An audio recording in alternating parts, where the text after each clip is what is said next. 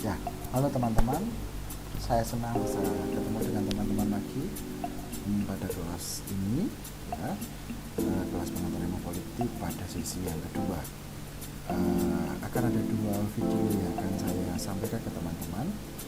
Yang pertama dulu lanjutan yang kemarin, lalu yang kedua nanti kita akan belajar tentang konsep-konsep dalam politik, ya. Oke, kita langsung tentang ilmu politik. Jadi kalau kemarin kita sudah sampai pada tataran bahwa memahami bahwa ilmu politik atau politik itu sendiri secara praktis itu sudah dihadapi oleh siapa saja, ya, sejak lahir sampai dengan besok mati itu juga berhadapan dengan politik. Maka ilmu politik adalah bagian dari usaha manusia yang berkesinambungan untuk memahami dirinya, yang menumbuhkan sikap toleransi dari keanekaragaman, yang mana tidak terburu-buru untuk menilai apakah masalah yang belum diketahui tersebut, dan dapat memahami panggung belakang atau latar belakang dari fenomena kehidupan. Maka apakah politik itu? Kita bisa coba definisikan, ya. Yang pertama, kategorisasi aktivitas yang membentuk politik itu apa. Lalu kita juga bisa belajar tentang siapa mendapat apa, kapan, dan bagaimana caranya. Atau dalam bahasa Inggris, Laswell mengatakan who get what, when, and how. Itu adalah tentang politik. Dan Crick bilang jalan memerintah masyarakat dengan proses diskusi yang bebas dan tanpa kekerasan. Atau David Easton mengatakan bahwa politik adalah tentang alokasi nilai otoritatif. Alokasi maksudnya adalah pembagian, gitu ya. Siapa punya otoritas terhadap apa. Nah, sedangkan dalam politik itu punya beberapa prinsip. Misalnya yang kita sering dengar itu winner takes all. Setiap pemenang dalam perebutan kekuasaan, maka dia berjuang untuk mendapatkan segala sesuatu, ya. Sementara yang kalah harus tunduk dan patuh. Di diskusi kemarin kita di Telegram itu sudah muncul, teman-teman sudah bisa melihat itu. Apa sih politik? Apa yang diperebutkan? Tata, harta, wilayah, gitu kan. Nah, yang kalah itu tunduk dan patuh terhadap yang menang.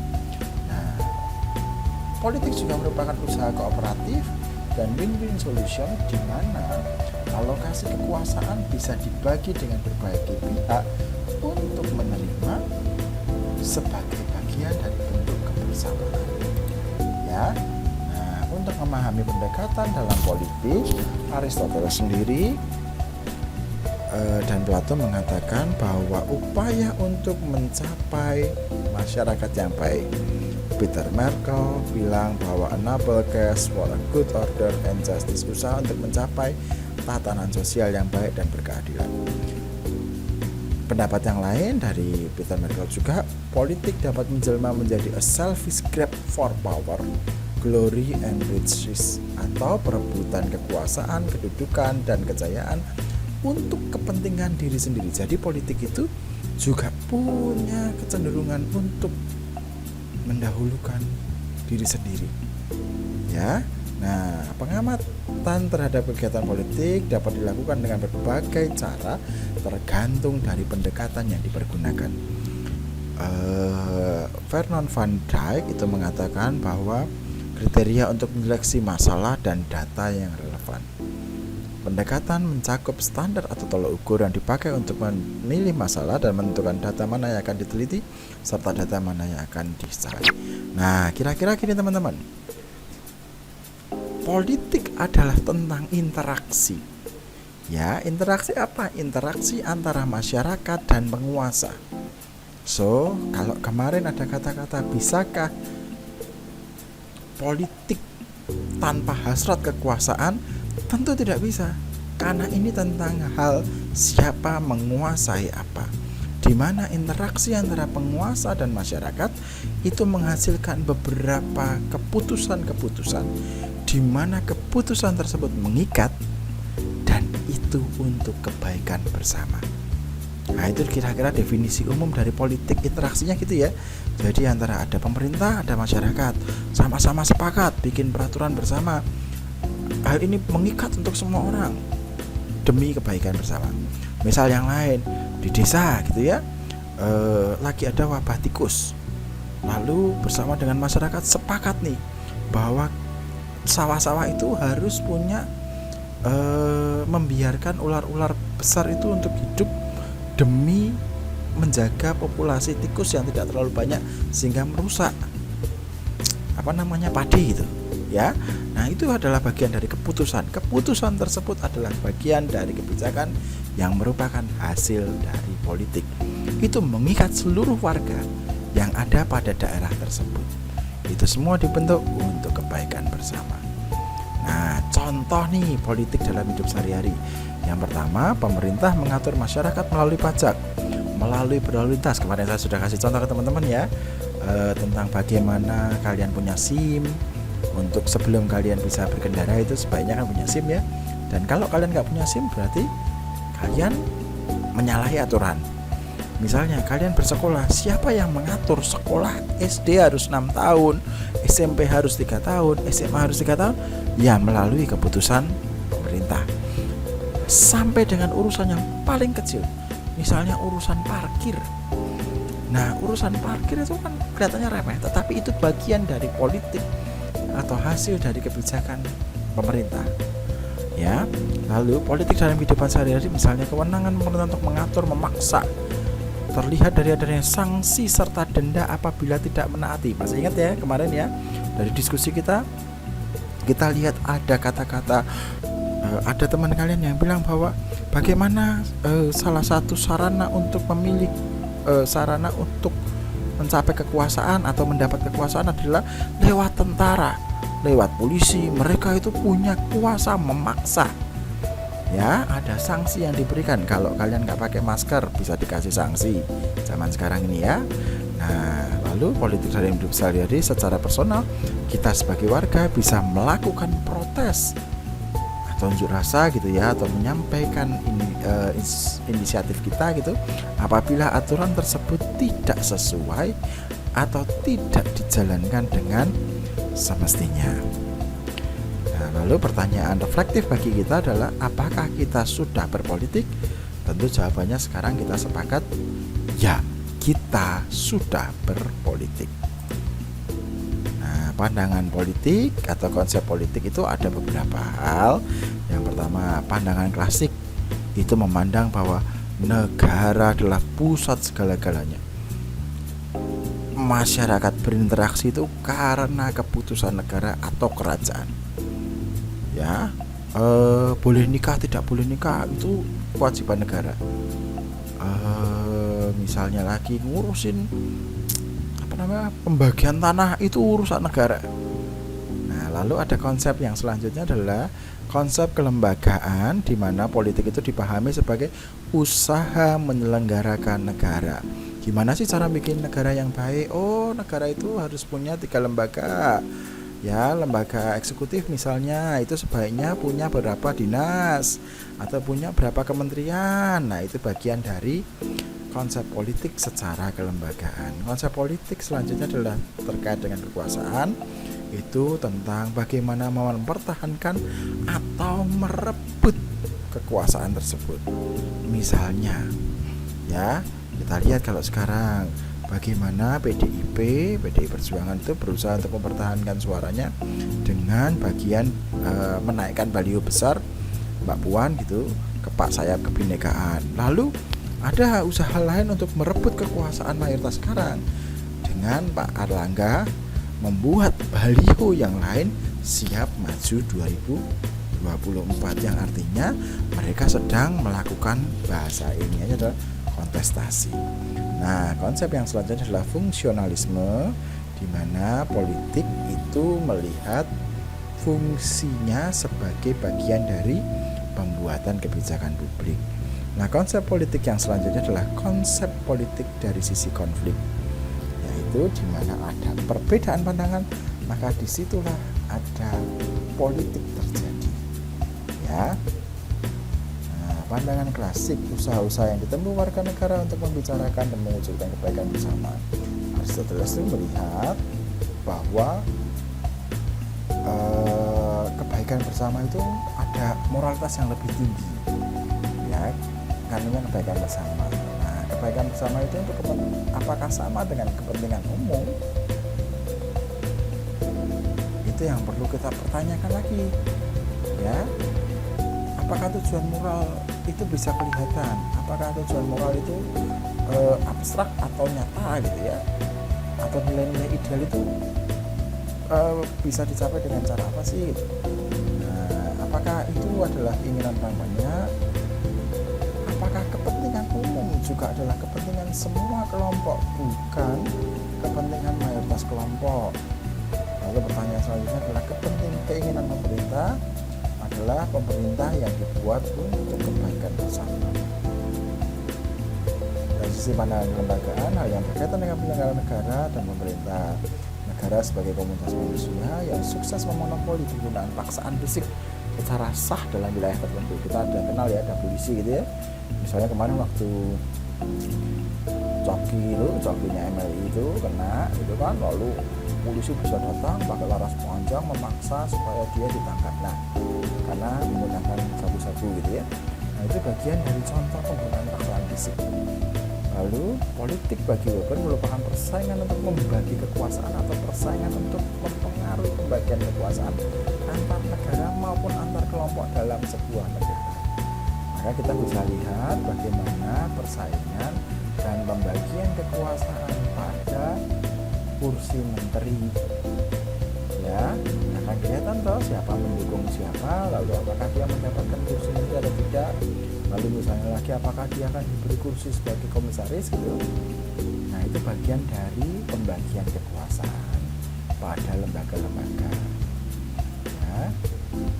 Nah, sebelum Perang Dunia Kedua, ilmuwan politik itu cenderung mengidentifikasi politik sebagai studi tentang negara saja, ya. Pandangan kekuasaan politik sebagai kegiatan mencari dan mempertahankan kekuasaan dalam masyarakat.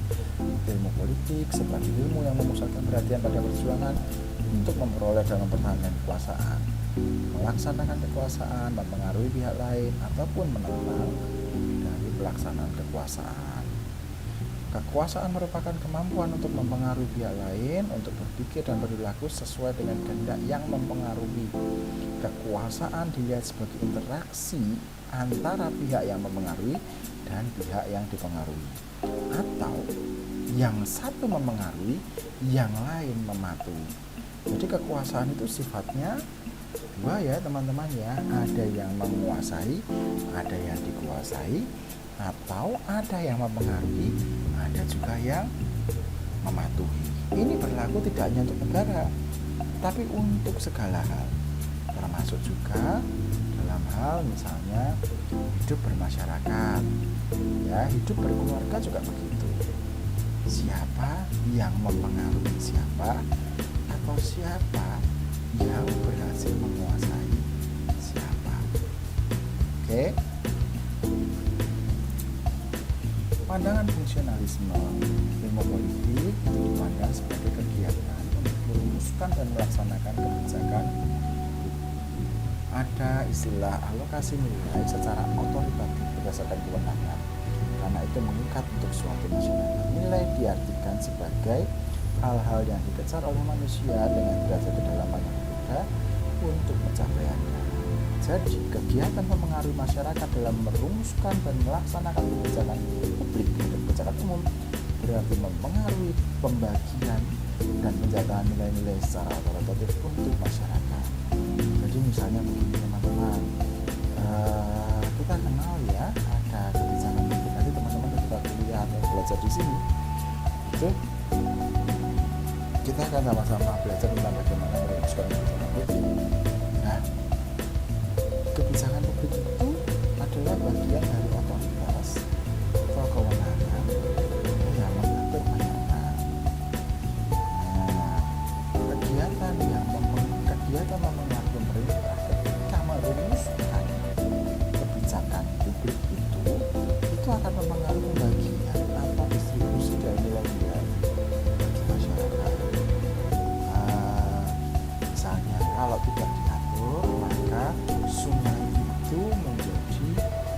bisa jadi bahan rebutan. Tetapi dengan kebijakan publik, misalnya dibuat kebijakan pengaturan irigasi, maka tanah atau sawah-sawah yang ditanam itu bisa mendapatkan pembagian dari nilai keadilan penggunaan air sungai secara lebih merata. Ya, jadi kebijakan itu bagian dari melakukan distribusi terhadap nilai-nilai. Sedangkan politik sebagai pandangan konflik adalah politik itu adalah konflik. Jadi di mana ada perdebatan, persaingan, perbedaan pendapat seperti yang kita sudah lakukan tadi malam ya. Kemarin misalnya ketika kita diskusi di grup tele itu muncul ada yang setuju, ada yang tidak setuju, ada yang setuju ini patriarkis, ada yang setuju ini tidak patriarkis, ada yang setuju wanita itu lemah, ada yang setuju bahwa wanita itu hebat kok, dia bisa hidup sendiri kok. Ya, itu bagian dari berpolitik. Maka saya sengaja ke teman-teman mematik perbedaan agar teman-teman mulai menyadari dan punya sikap kritis bahwa emang benar ya kayak gini. Jadi melatih teman-teman untuk bisa melakukan upaya untuk mempertahankan nilai-nilai yang teman-teman angkat. Maka politik itu adalah seni dan ilmu. Ya, seni karena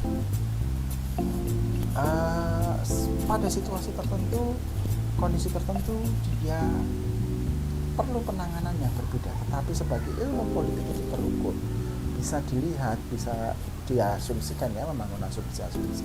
Nah, sedangkan kita membangun asumsi sekarang nih, asumsi dalam politik adalah yang pertama, setiap masyarakat akan menghadapi kelangkaan dan keterbatasan sumber-sumber resources maksudnya ya, sehingga konflik akan timbul dalam proses penentuan distribusi. Kelompok yang dominan dalam masyarakat akan ikut serta dalam proses pendistribusian dan pengalokasian sumber-sumber melalui keputusan politik sebagai upaya penegakan pelaksanaan keputusan politik. Pemerintah yang mengalokasikan sumber-sumber yang langka pada beberapa kelompok atau individu tetapi mengurangi atau tak mengalokasikan sumber itu kepada kelompok individu yang lain. Ada tekanan yang terus-menerus dari berbagai pihak yang merasa tidak puas bahwa alokasi sumbernya dalam mengalokasikan sumber-sumber yang lain. Lalu meluasnya tekanan akibat kelompok atau individu yang mendapatkan keuntungan dari pola distribusi berupaya keras untuk mempertahankan struktur yang menguntungkan. Ya, lanjut. Makin mampu penguasa meyakinkan masyarakat bahwa sistem politik yang ada itu punya keabsahan atau bahasa politik adalah legitimasi, maka semakin mantap kedudukan penguasa. Dan kelompok yang diuntungkan dalam perjuangan mereka menghadapi golongan yang meminta perubahan. Maka kemarin ya teman-teman ya, kalau ditanya di diskusi kenapa kok Indonesia perlu mendapatkan pengakuan di negara lain, jawabannya adalah itu membangun legitimasi pemerintahan. Ya, bahwa pemerintah itu akan dianggap punya keabsahan yang makin mantap karena diakui. Nah, politik tapi merupakan the art of possible. Maka banyak kebijakan ideal yang dimaksudkan untuk memecahkan persoalan yang ada di masyarakat ternyata hanya berupa pemecahan yang bersifat semu. Artinya apa teman-teman? Kalau dari sini ya, misalnya kita bayangkan saja kita hidup di sebuah tempat yang jauh dari kota, yang sangat desa terpencil, kamu tinggal di situ sendirian. Kalau tiba-tiba ada orang migrasi ke tempatmu, ya di tanah yang sangat luas itu ada sekitar 30 orang tinggal di situ. Apa yang terjadi? Tanah yang aslinya misalnya 100 hektar lalu dibagi 30 orang menjadi lebih sedikit. Ada keterbatasan sumber-sumber, rebutan ternak atau rebutan hewan buruan gitu ya, rebutan bahan pangan, rebutan jalur sungai. Kalian bisa bayangkan ya, kalau kalian kayak main game itu loh, membangun desa baru gitu ya. Nah, lalu akan ada dan dominan, kelompok-kelompok besar yang ikut serta dalam proses pendistribusian. Mereka ikut ngatur nih, wah air sungai ini bagusnya dialirkan ke sini, ya.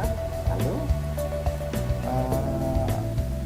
dibentuklah pemerintah yang mengalokasikan, disepakati gitu ya, dibentuk kepala desa ya, untuk mengalokasikan sumber-sumber mereka untuk kelompok yang lain atau distribusi, pemerataan gitu ya. Nah, tetapi dalam melakukan pemerataan, pemerintah bisa jadi itu membuat beberapa kelompok tidak puas. Meluasnya tekanan dari orang-orang yang tidak puas ini akan berupaya keras agar mereka mendapatkan haknya. Diskusi kemarin kita sudah ada kata-kata itu ya, memperjuangkan hak dari masyarakat tersebut yang dijajah misalnya. Nah, tetapi ada beberapa kelompok yang mereka punya keuntungan sehingga mereka berusaha agar struktur mereka tidak hilang, agar mereka tidak hilang dari kekuasaan ya. Oke. Makin mampu penguasa meyakinkan masyarakat, penguasa ini artinya siapapun gitu ya. Bisa jadi kalau di desa kita ada pemerintah, lalu di bawahnya ada banyak organisasi kemasyarakatan. Nah, penguasa di organisasi kemasyarakatan itu juga bagian dari penguasa gitu. Bisa meyakinkan masyarakat bahwa sistem politik yang ada memiliki legitimasi, maka dia akan semakin mantap sebagai penguasa. Politik itu tadi dikatakan bahwa state the art of possibilities, artinya bisa jadi kebijakan yang dibuat itu banyak tetapi nggak ada gunanya gitu. Nah, dalam politik tidak ada yang serba gratis. Ini penting ya teman-teman ya. Dalam politik tidak ada yang serba gratis. Setiap usul kegiatan untuk memecahkan masalah selalu mengandung unsur untung rugi. Misalnya apa? Kita sekarang paham, ada PPKM darurat, ada PPKM level 4, 3, 2, 1. Pemerintah itu juga ketika dia mengambil keputusan politik untuk PPKM 4 atau turun dari PPKM 1, itu mengandung unsur untung rugi. Misalnya begitu diturunkan jadi PPKM 3 atau PPKM 2, lalu Jakarta tempat dugem mulai buka dan rame, itu tentunya resiko akan ada breakout lagi atau korban COVID yang semakin tinggi.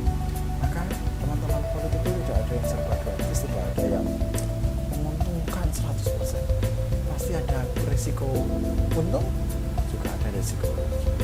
Nah, peranan penting yang dimainkan manusia dalam proses politik, konflik untuk mendapatkan atau mempertahankan sumber-sumber yang langka, menjadi konflik antar manusia sebagai individu atau kelompok. Oke, kita akan lanjut ya teman-teman ya.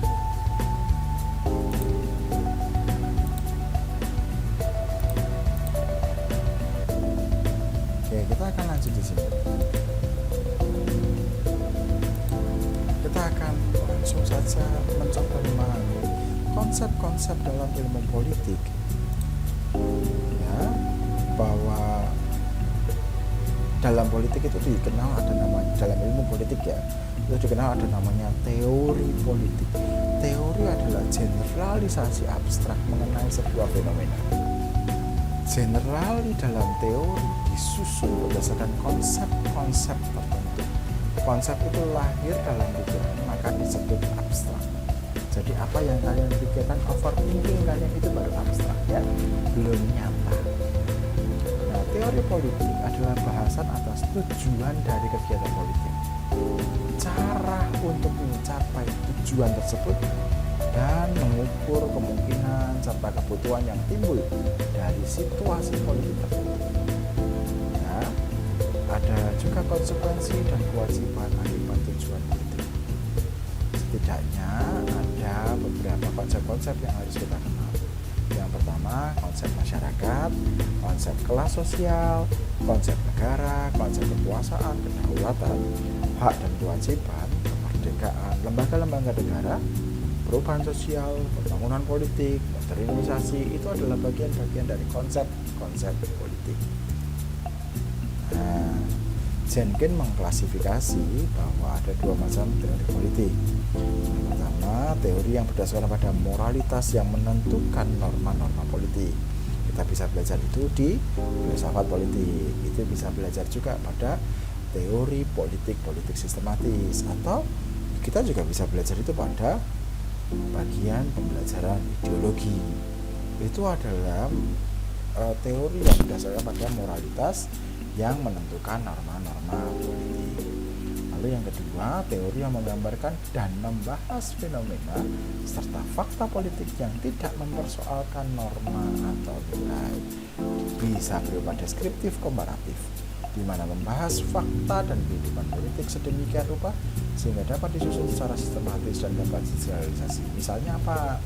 Misalnya kita membahas tentang teori politik lokal di pemerintahan desa, maka akan muncul tuh beberapa pola-pola gitu ya, pola-pola yang bisa disusun secara sistematis. Oh, desa A dan desa B itu punya kesamaan, lalu disusunlah pola-pola itu.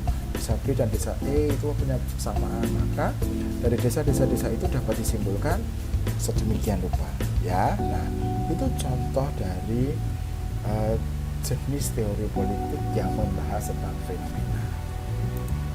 Nah, oke. Sekarang gini, masyarakat itu apa?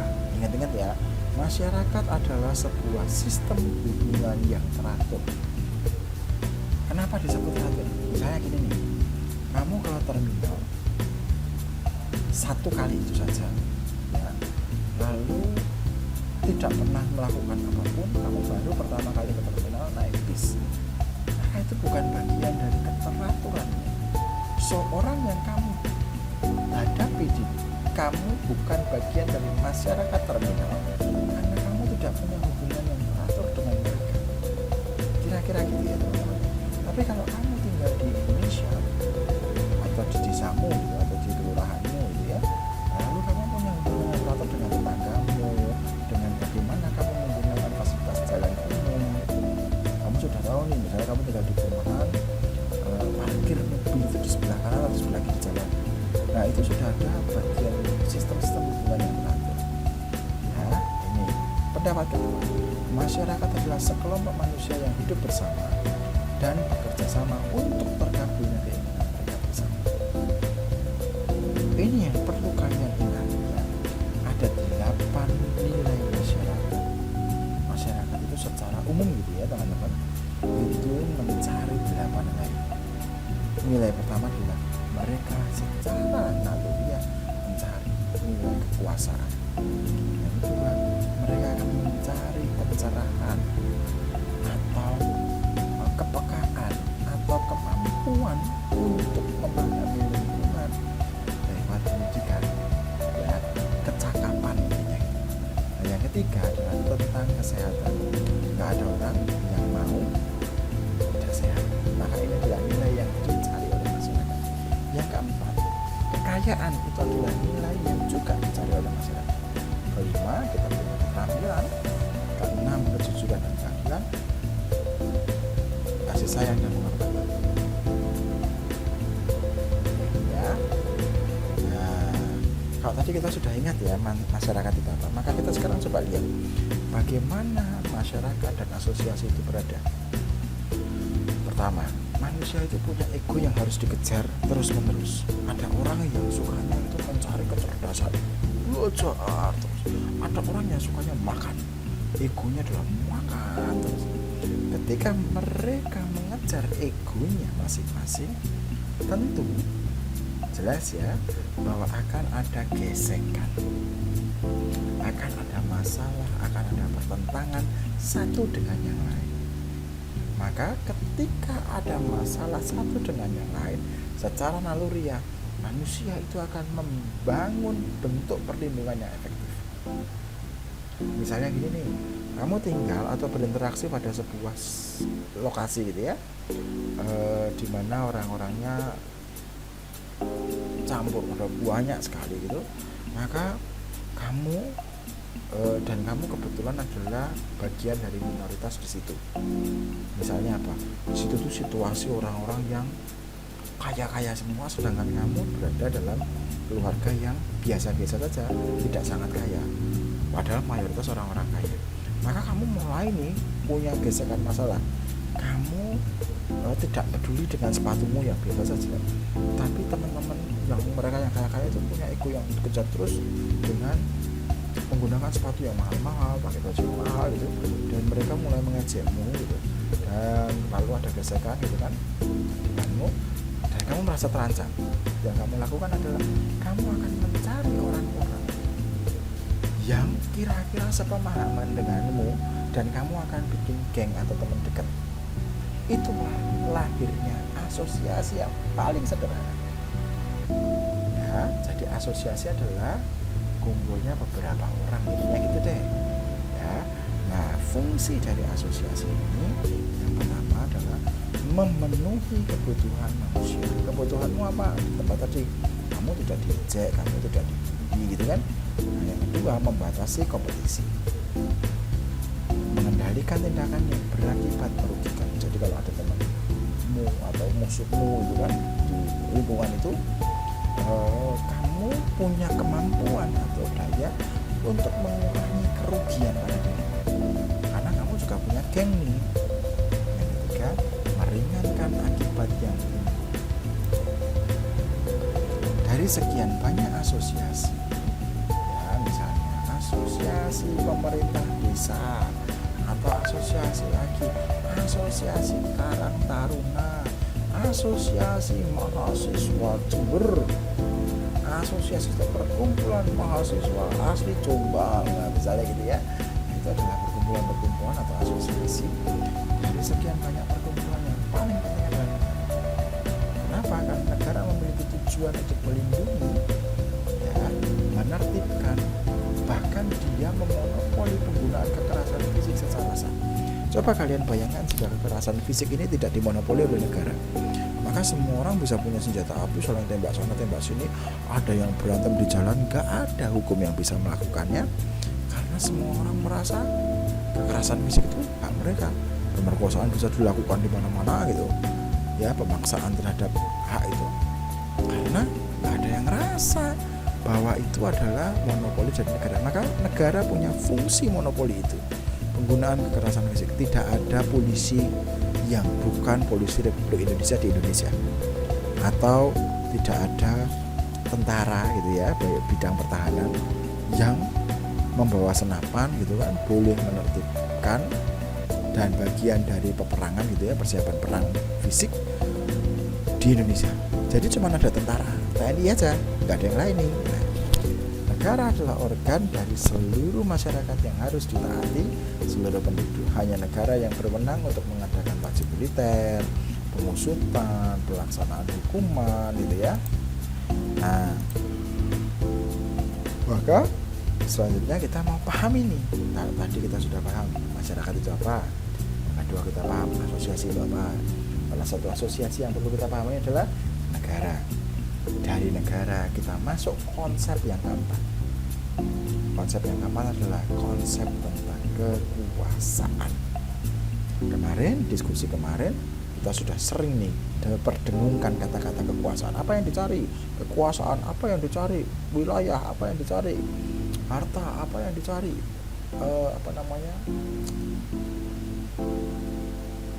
Yes, intinya penguasaan gitu ya, penguasaan terhadap sesuatu. Sarana tentang penguasaan itu, kata-kata kekuasaan ini mulai kita sering dengarkan.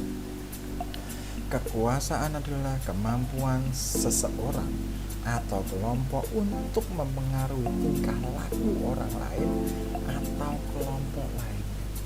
Jadi kekuasaan ini melekat atau bisa dikembangkan oleh seseorang atau oleh sebuah kelompok. Kita kasih contoh. Kita kenal dengan Pak SBY ya, Pak SBY Susilo Bambang Yudhoyono.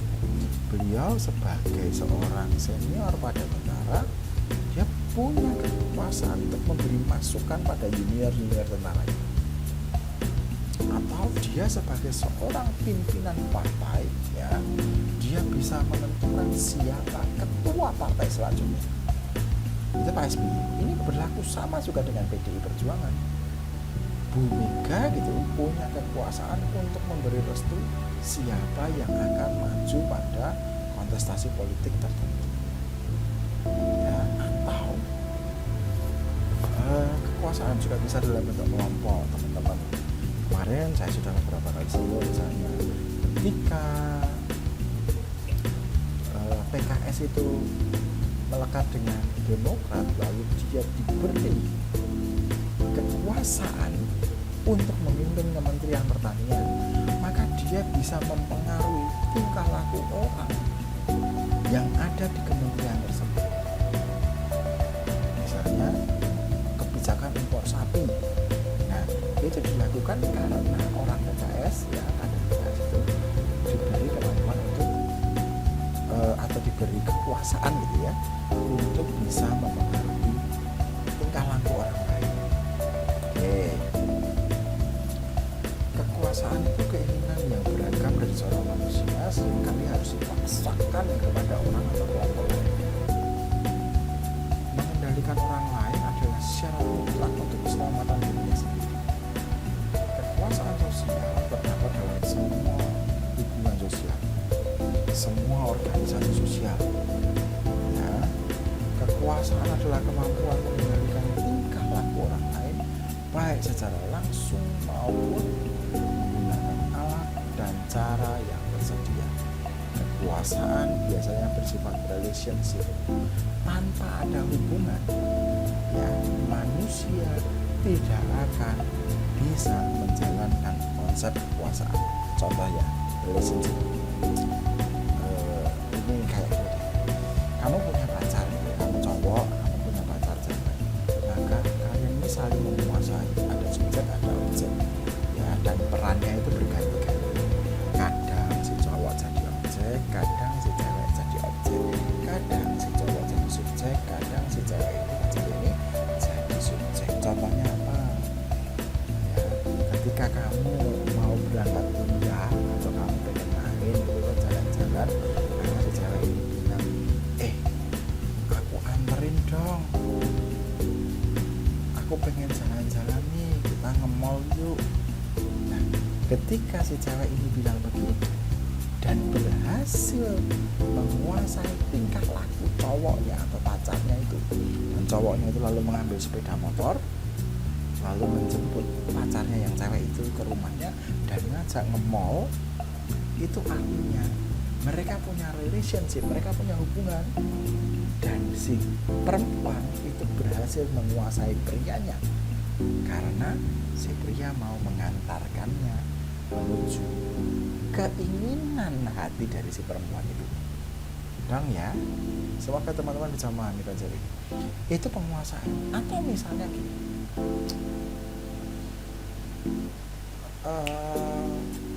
ketika ini sama ya, relationship gitu ya, sama-sama pacar itu misalnya, ada cowok cewek, ketika cowoknya tanya, makan yuk, ayo makan apa, terserah. Nah, ketika cewek bilang kata terserah untuk makanan, habis sudah dunia. Tapi ya nggak gitu, maksudnya gini, ketika ada kata-kata terserah, maka si cowok ini memilih mencoba untuk menguasai keinginan hati perempuan dengan bilang misalnya, oke, makan sate ya nggak mau, makan bakso ya nggak mau, makan soto ya nggak mau, ya sudahlah kita makan di warteg aja, mumpung ada warteg karena perutku sakit atau perutku sudah lapar sekali, si cowok bilang gitu kan. Lalu akhirnya dia makan di warteg dan si ceweknya juga mau makan di warteg. Itu adalah bagian dari menguasai dari ketidakjelasan atau keabstrakan kata terserah tadi. Maka setiap manusia adalah subjek dan objek dari kekuasaan. Ingat ya teman-teman ya, bahkan seorang presiden pun dia subjek dari kekuasaan politik negara, tetapi bisa jadi dia merupakan objek dari kekuasaan ajaran agama. Jadi presiden itu bisa jadi ketika Pak Kiai gitu memberi pejangan gitu atau ngasih pengajian, Pak Presiden adalah objek dari penguasaan ajaran pemuka agama tersebut. Tetapi di negara dia adalah subjek atau pelaksana dari kekuasaan di negara. Ya, di dunia ini juga begitu teman-teman. Teman-teman mungkin sekarang ada yang jadi ketua kelas, maka dia adalah subjek dari kekuasaan kelas. Tetapi ketika teman-teman pulang ke rumah, maka kalian adalah objek dari kekuasaan orang tua kalian. Ya, mama kalian misalnya bilang, bersihkan rumah, sapu rumah. Akhirnya kalian juga nyapu rumah karena kalian adalah objek dari kekuasaan orang tua kalian. Kira-kira gitu. Jadi tidak ada manusia di dunia ini yang 100% sebagai subjek terus. Tidak ada juga mereka yang 100% menjadi objek terus. Ya. Nah, ini dia. Kalau kemarin saya bilang ke kalian berkali-kali, sumber kekuasaan didapat dari mana? Sumber kekuasaan didapat dari mana? Saya suka ketika ada yang bilang dari bambu runcing, Pak. No, bukan itu maksudnya. Maksudnya apa? Maksudnya ini loh, sumber kekuasaan ada 4 teman-teman. Yang pertama, kekerasan fisik. Tahu preman ya? Nah, preman, kepala preman atau kepala geng ya, preman itu mereka itu mendapat kekuasaan atau dipercaya karena mereka pintar berkelahi. Jadi mereka pakai kekerasan fisik. Siapa yang berani lawan saya? Lalu mereka berkelahi. Siapa yang menang?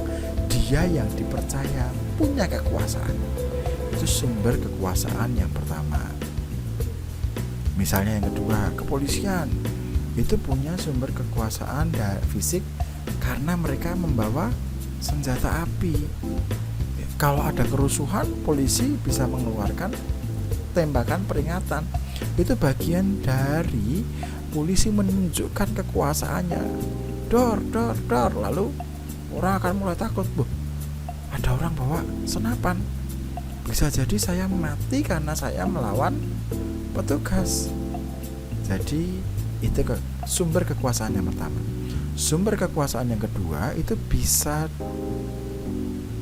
didapatkan dari kedudukan atau jabatan. Karena dia sultan, maka dia bisa mengerahkan pasukannya. Kita lihat di cerita ya, di perang-perang itu ya, yang kemarin kita sudah ini. Atau karena kedudukannya. Oh, karena dia adalah seorang gubernur, maka dia bisa menggunakan dalam tanda petik orang dalam untuk memuluskan kehendaknya. Nah, sumber kekuasaan yang kedua adalah kedudukan atau jabatan. Yang ketiga, sumber kekuasaan ketiga adalah kekayaan. Saya lupa ya pada film apa itu. Ada Batman, ada Superman, ada Flash. Ketika saat itu Superman mati itu loh, saya lupa itu film apa ya. Saya yakin kalian masih ingat kan. Flash selalu tanya ke Batman, apa sih kekuatanmu ketika Superman itu punya kekuatan. Lalu dia tanya ke Batman, apa sih kekuatannya Batman itu? Lalu dijawab oleh Batman, I'm rich, aku kaya. Dan ketika kalian kaya, kalian bisa punya kekuasaan. Ya, contohnya apa? Kalau kalian kaya, kalian bisa bikin pabrik nih. Kalau kalian bisa bikin pabrik, kalian bisa gaji orang banyak. Kalau kalian bisa gaji orang banyak, maka semua orang yang kalian gaji dengan uangmu itu adalah bagian dari kepenguasaanmu. Atau yang keempat, sumber kekuasaan itu bisa berdasarkan dari kepercayaan orang gitu kan. Lalu itu bertapa atau melakukan tirakat tertentu, lalu dia selesai dan dia bilang bahwa saya tadi habis dapat perwahyuan gitu dari ilahi yang mengatakan bahwa kita ini akan menghadapi kiamat yang mengerikan gitu. Nah, karena kepercayaan orang akan orang tersebut, maka dia diberi kekuasaan. Contoh kepercayaan yang kedua misalnya, kepercayaan akan para pemuka agama, pendeta, pastor gitu kan. Orang-orang itu percaya bahwa mereka yang berbicara adalah dalam tanda petik wakil-wakil Tuhan di dunia ini yang membawa keteraturan. Ketika kita melihat atau mendengarkan bante gitu ya, bante atau biku gitu ya, wah bijaksana sekali orang ini, pasti orang ini tuh punya pencerahan. Nah, kalau Buddhis kan gitu ya, punya pencerahan, sudah mencapai pencerahan, semoga samsaranya semakin berkurang gitu. Nah, orang tuh percaya. Maka ketika orang percaya, sebetulnya orang yang dipercaya tersebut sudah memiliki kekuasaan. Ya teman-teman ya. Oke.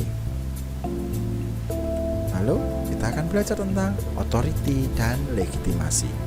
Tadi sudah ya beberapa konsep authority. Sekarang kita authority dan legitimasi. Kewenangan adalah kekuasaan, tapi kekuasaan tidak selalu disertai dengan kewenangan. Contohnya apa?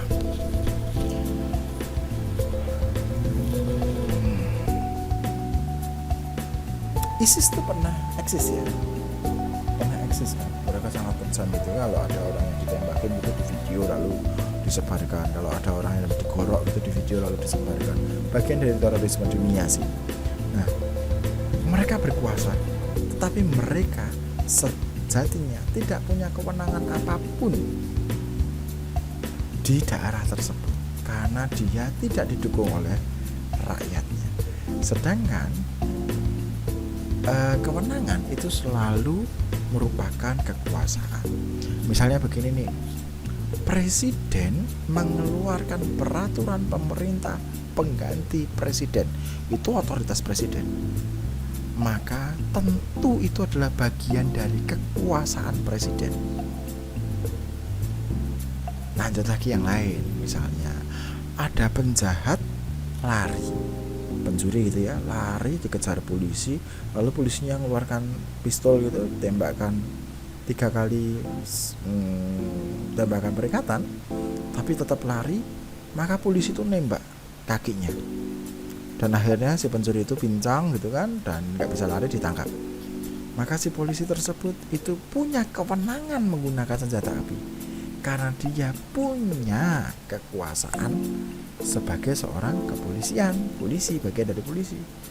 Tetapi misalnya lagi ada sebuah geng preman yang punya senjata api, ya kan, dia bisa menunjukkan kekuasaannya dengan mengancam orang lain senjata api itu, tetapi sejatinya dia tidak punya kewenangan.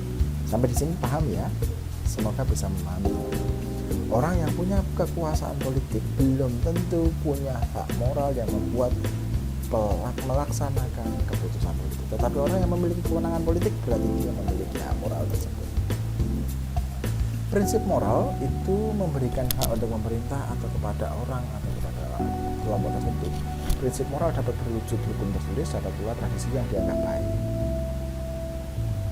Ya teman-teman, misalnya gini, Pak Kiai itu mengajarkan bahwa sebelum makan harus cuci tangan karena itu bagian dari keadaban, misalnya ya, adab itu cuci tangan. Nah, prinsip moral itu lalu dilihat, wah ini orang ini bagus ya, orang ini mengajarkan tradisi yang baik, maka dia diberi kekuasaan serta legitimasi dari masyarakat karena dipercaya memberikan nilai-nilai moral yang baik. Nah, prinsip moral ini juga bisa terwujud hukum-hukum tertulis lainnya melalui hukum-hukum yang ada di pidana. Ini dia Prof. Mansur Bakti itu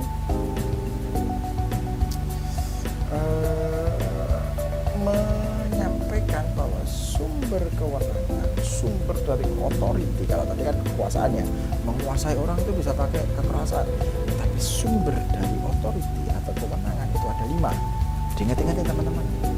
Yang pertama itu berdasarkan tradisi. Misalnya anak sultan atau putra dari Sri Sultan Hamengkubuwono IX itu secara tradisi akan punya kewenangan sebagai Sri Sultan, calon Sri Sultan Hamengkubuwono X atau penerusnya. Misalnya lagi yang lain, saya punya teman, dia ibu nyai gitu ya, dia punya pondok pesantren gitu. Dia anak pertama dari pemilik pondok pesantren besar di Kebumen, cewek. Tetapi kewenangan untuk memimpin pondok pesantren tersebut tidak jatuh kepadanya, tetapi jatuh kepada adiknya yang pria. Karena secara tradisi pondok pesantren tersebut akan turun kepada anak prianya.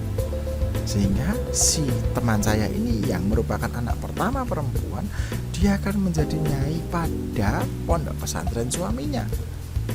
Nah, adiknya itu punya kewenangan untuk mengelola pondok pesantren ketika bapaknya sudah nggak ada.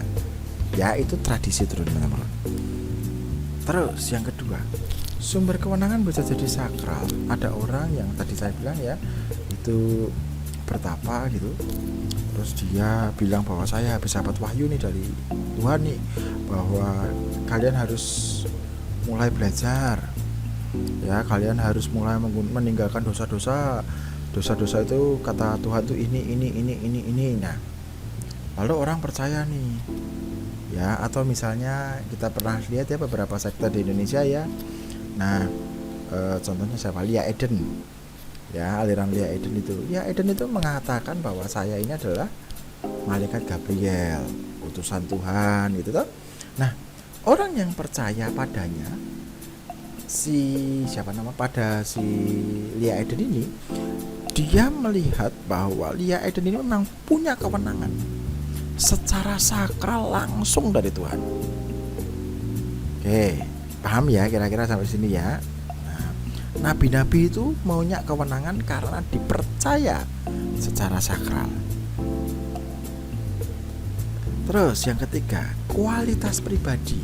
Nah, ini dia sumber kewenangan ini bisa dari kualitas pribadi. Kita pernah tahu Bung Karno ya, dia bisa berpidato dengan sangat karismatis, berbicara dengan sangat lantang dan menggetarkan dunia gitu kan, karena beliau punya kualitas pribadi yang hebat, pemikiran yang cerdas, besar dan solutif.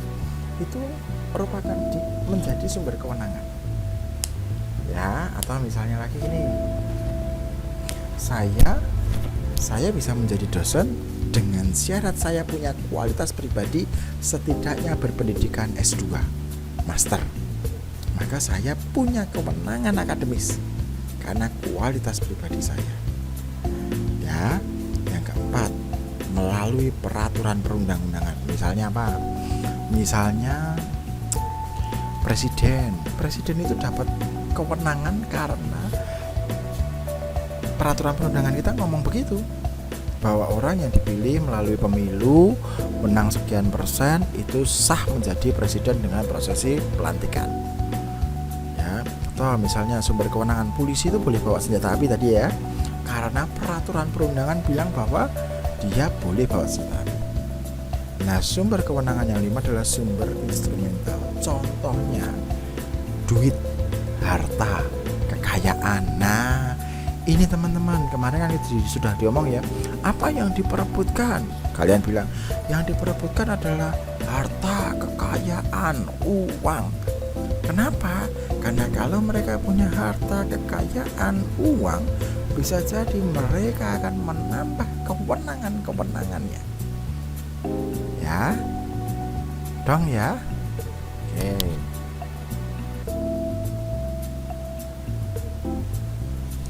Ada dua tipe kewenangan. Yang pertama adalah kewenangan prosedural, yang kedua adalah kewenangan yang substansial. Semakin kompleks struktur masyarakat melalui diferensiasi struktur sosial dan spesialisasi peranan hubungan interpersonal akan semakin bersifat prosedural. Contohnya apa? Di kota ya, kita yang tinggal di Sidoarjo atau di Surabaya atau di Gresik, itu kan daerah yang sangat kota sekali. Orangnya nggak cuma orang Jawa saja, ada juga orang Banyuwangi Osing, ada juga orang yang berbahasa Madura asli, ada orang yang berbahasa Madura swasta gitu kan, yang mereka tinggal di daerah Tapal Kuda itu toh. Nah, ada orang yang juga dari Mataraman gitu. Kompleks sekali, sehingga perlu peraturan-peraturan yang semakin prosedural. Jelas suri gitu, kalau kamu mau ke Surabaya dari Sidoarjo ketika PPKM level 4, maka kamu harus bawa ini itu sudah ditulis. Tetapi semakin sederhana suatu struktur masyarakat, diferensiasinya juga rendah, spesialisasi peranan hubungan personal juga tidak banyak, jadi lebih banyak peranan yang general, itu akan semakin substansial. Misalnya di desa, ya di desa itu kebanyakan mereka petani. Nah, nggak usah dibuat undangan tertulis kalau ada rapat gitu, atau kalau ada kenduri gitu ya. Kalau ada selamatan, cuman diketuk atau dikabari saja lewat masjid, Bapak Ibu nanti minta tolong ya, kita akan ada pengajian atau kita akan ada kenduri di rumah Bapak ini. Orang pasti akan datang. Tidak perlu aturan-aturan yang terlalu prosedural. Ya, nah itu teman-teman. Jadi ini teman-teman mulai lihat ya, bahwa kalau semakin kompleks masalahnya atau strukturalnya, maka dia akan semakin prosedural, perlu prosedur resmi. Tetapi kalau struktur masyarakatnya lebih sederhana, mereka kewenangannya itu lebih substansial. Wes gak patio ngurus lah Pak Lurah itu ngelakuin apa gitu loh. Yang penting rakyatnya tuh aman, adil, kalau ada masalah bisa konsultasi ke dia. Tapi kalau di kota, yang namanya Pak Lurah itu, wah itu sudah sangat prosedural. Pak Lurah akan rapat di mana, bagaimana cara mengajukan surat lah, hal-hal begitu ya teman-teman ya kira-kira. Pada sebuah kelompok, sumber-sumber kewenangan yang 5 tadi ingat ya, itu bersifat more or less, lebih banyak atau lebih sedikit. Tidak ada yang hanya mengandalkan satu sumber kewenangan. Contohnya apa? Amerika sudah maju. Kemarin kita ngomongin Israel didukung Amerika gitu ya. Kita balik lagi coba. Kita ingat-ingat. Nah, Amerika punya sumber apa? Sumber kewenangan apa? Satu, dia punya sumber kewenangan instrumental. Dia kaya. Kalau dia kaya, dia bisa support persenjataan ke Israel. Ya, misalnya gitu toh. Tetapi nggak cuma itu saja. Secara kualitas pribadi, mereka jauh lebih profesional. Peraturan perundangan mereka juga sangat rigid dan lebih detail. Ya, jadi nggak bisa cuman kaya lalu kamu punya kewenangan yang besar. Enggak. Biasanya orang yang hebat itu ya, mereka selain kaya, mereka juga punya kualitas pribadi yang hebat. Mereka juga secara tradisi, wah anaknya bos, anaknya manajer hebat gitu, sehingga wajarlah, dianggap wajar bahwa dia juga akan menjadi orang yang hebat juga. Maka dia dalam frame pemikiran orang akan dianggap punya sumber kewenangan yang lebih besar. Ya. Nah, sebagai manusia yang punya akal budi, maka kita punya kekuatan untuk menentukan apa yang akan dilakukan terhadap kewenangan tersebut. Ya. Jadi misalnya ada orang yang mengaku bahwa saya ini nabi yang terakhir, saya ini nabi yang baru. Karena tadi malam saya setelah puasa sekian lama, saya mendapatkan wahyu. Nah, di zaman modern ini kalian bisa satu menerima, oh iya betul. Atau yang kedua, kalian bisa mempertanyakan atau skeptis, bener nggak sih dia tuh apa yang dia omongin. Atau yang ketiga, kombinasi keduanya, menerima tapi juga mempertanyakan. Contohnya apa? Ada orang yang menerima pernyataan dari Rangga Sasana bahwa dia adalah petinggi dari Sunda Empire. Ya, dia kan ngaku bahwa dia Sunda Empire, dia mengaku bahwa dia punya kewenangan yang berbagai macam itu. Yang manusia bisa lakukan adalah, ada kok orang yang terima, ada juga orang yang mempertanyakan atau gak percaya. Alah, bohong lagi misalnya. Atau bisa juga, bisa jadi bener ya, Rangga Empire itu, Rangga Sasana itu adalah bener-bener penguasa dunia. Tapi dari mana ya? Lalu ada muncul itu. Ya teman-teman, ingat-ingat ya bahwa kalian punya sikap setidaknya pasti 3 terhadap sebuah respon kewenangan. Ini tadi saya sudah bilang. Nah, peralihan kewenangan yang pertama itu bisa didapat lewat turun-temurun. Raja turunkan ke pangerannya ya. Yang kedua lewat pemilihan presiden, atau yang ketiga lewat paksaan. Contohnya apa? Kudeta. Ya. Atau misalnya karena kondisi darurat lalu diminta untuk menyerahkan kekuasaannya ya karena kondisi darurat. Ya, misalnya kontroversi tentang Super Semar. Kan itu kan Pak Bung Karno itu diminta untuk menyerahkan kekuasaannya mengelola negara. Bahkan menteri yang merupakan pembantu presiden bisa dicopot oleh Pak Harto dengan alasan darurat waktu itu ya. Nah, jadi ada 3 teman-teman, bisa lewat turun-temurun, bisa lewat pemilihan, bisa juga lewat paksaan. Pemilihan yang kedua misalnya pemilihan ketua kelas, itu beralih kewenangan ya. Nah, legitimasi adalah konsep hubungan antara yang dipimpin dan yang memimpin. Legitimasi berkaitan dengan sikap masyarakat terhadap kewenangan. Tadi itu ya, ada yang sikap masyarakat terhadap kewenangan. Ada masyarakat yang mendukung.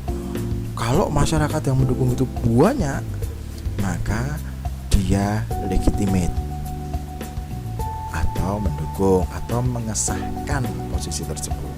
Kalau ada yang tidak mendukung atau banyak yang tidak mendukung, maka dia illegitimate atau tidak punya legitimasi yang kuat ya. Nah, apa yang terjadi di Israel dan Palestina itu adalah pengakuan negara-negara itu juga mempengaruhi tentang konsep legitimasi ini. Misalnya gini, pasca Kabul itu dikuasai oleh Taliban, pemerintah Taliban adalah pemerintah yang legitimate, yang diakui oleh masyarakat. Terlihat dari apa? Masyarakat tidak banyak yang menolak ya. Lalu yang kedua, negara-negara sekitar juga tidak terlalu takut sekali atau ricuh ketika pemerintahannya diambil paksa oleh Taliban itu ya. Nah, apakah masyarakat menerima dan mengakui hak moral untuk memimpin? Ya, itu ada definisinya ya. Hanya anggota masyarakat yang bisa memberikan legitimasi ke pemimpin, bukan sebaliknya. Jadi pemimpin itu punya kewenangan. Saya ini punya kewenangan, tapi bisa jadi saya tidak legitimate. Ada orang yang dulu teman-teman masih ingat nggak? Coba lihat-lihat ya berkasnya ya. Saya minta teman-teman untuk lihat, searching gitu kan. Ketika ada dualisme ketua DPR RI, dua-duanya mengaku punya kewenangan, tetapi siapa yang legitimate itu yang muncul. Atau misalnya kemarin Pak Muldoko versus AHY, dua-duanya mengaku punya kewenangan, didukung oleh beberapa orang, tetapi mereka bisa membuktikan legitimasi dilihat dari jumlah pendukungnya ya. Maka di diskusi kemarin kita munculkan kata-kata leader itu ada karena ada follower. Nggak ada follower, leader tidak akan pernah ada ya. Jadi beberapa perbedaan konsep itu, yang pertama, kekuasaan itu adalah kemampuan menggunakan sumber-sumber kekuasaan. Ada berapa? Ada 4. Kewenangan adalah hak moral untuk menggunakan sumber-sumber pemerintah. Ada berapa sumber kewenangan? Ada 5 ya. Yang terakhir adalah legitimasi, adalah penerimaan dan pengakuan masyarakat terhadap hak moral tersebut. Objek dari legitimasi yang pertama adalah sistem politik dapat lestari apabila dapat dukungan. Objek legitimasi bukan sekedar pemerintah, tetapi juga unsur lain dalam sistem politik. Misalnya apa? Organisasi UNICEF, atau jangan UNICEF deh, apa itu namanya, organisasi LSM pecinta lingkungan itu ya, mereka itu memberitakan tentang kondisi-kondisi lingkungan di Indonesia yang semakin jelek gitu toh. Nah, mereka tidak akan eksis kalau tidak ada orang-orang yang menjadi follower yang melegitimasinya. Ya. Objek dari legitimasi menurut Easton itu ada 3. Yang pertama komunitas politik, yang kedua rezim, yang ketiga pemerintahan. Jadi misalnya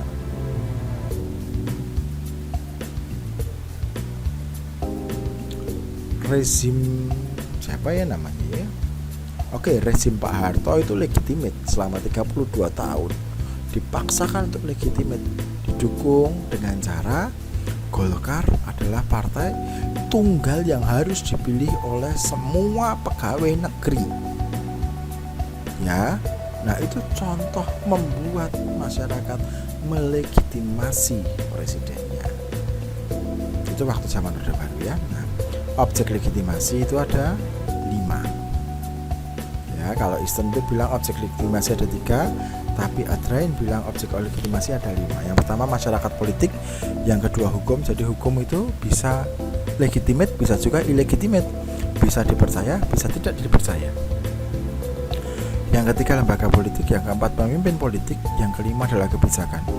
Kebijakan publik itu juga bisa legitimate, bisa illegitimate, bisa didukung oleh masyarakat, bisa tidak didukung oleh masyarakat. Ya. Nah, cara membangun legitimasi.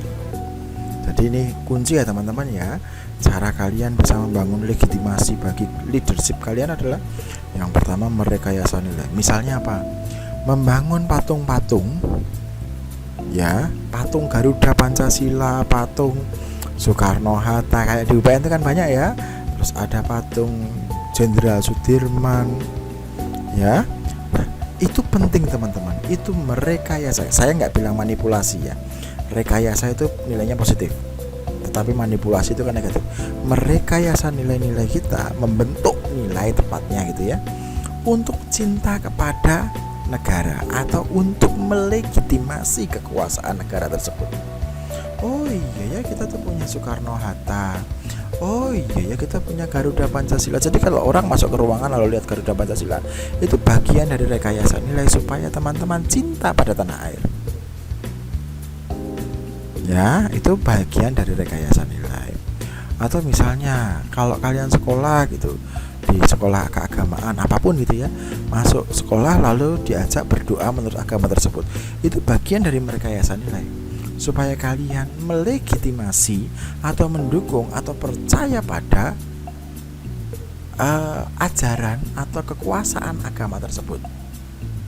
Ya, itu caranya gitu, doa pagi atau doa sebelum belajar gitu. Nah, lalu cara membangun legitimasi yang kedua adalah memberikan dan menjanjikan kesejahteraan material pada masyarakat. Contohnya gini, Bapak Ibu, saya akan mencalonkan diri sebagai kepala desa. Kalau saya jadi kepala desa, maka Bapak Ibu akan sejahtera karena apa? 1 RT akan saya kasih 200 juta. Nah, itu janji supaya masyarakat percaya pada kewenangan yang akan kita miliki itu. Ya, jadi itu melegitimasi. Tenang saja Bapak Ibu, PPKM diperpanjang, tetapi bantuan dari pemerintah juga akan diberikan lewat beberapa hal. Misalnya bantuan tunai langsung, bantuan langsung tunai ya, BLT ya. Ya itu contoh membangun legitimasi. Oh iya ya, pemerintah ini patut dipercaya karena dia akan memberikan jaminan keamanan walaupun statusnya PPKM. Nah, kira-kira gitu. Tipe legitimasi ada 5. Yang pertama tradisional, yang kedua ideologis, kualitas pribadi, prosedural, dan instrumental. Ini bisa dibaca di buku ya teman-teman ya. Oke, sudah. Oke, kira-kira begitu ya teman-teman ya. Saya kira sudah cukup. Tidak jadi 2 video, 1 video saja 1 jam lebih sedikit ini. Terima kasih atas atensi teman-teman. Semoga kita sama-sama terus belajar. Jika ada tanggapan, komentar, silahkan disampaikan di grup Telegram kita. Demikian, apabila ada kesalahan saya minta maaf, dan tetap jalankan proses pembelajaran 3 SKS dengan tetap membaca, belajar mandiri di rumah. Tidak ada tugas untuk minggu ini, tetapi gunakan waktu tugas itu untuk lebih memperdalam pengetahuan kalian tentang ilmu politik. Demikian saya akhiri. Semoga kita semua sehat selalu dan dalam limpahan Tuhan. Semoga Tuhan memberikan berkat pada kita semua.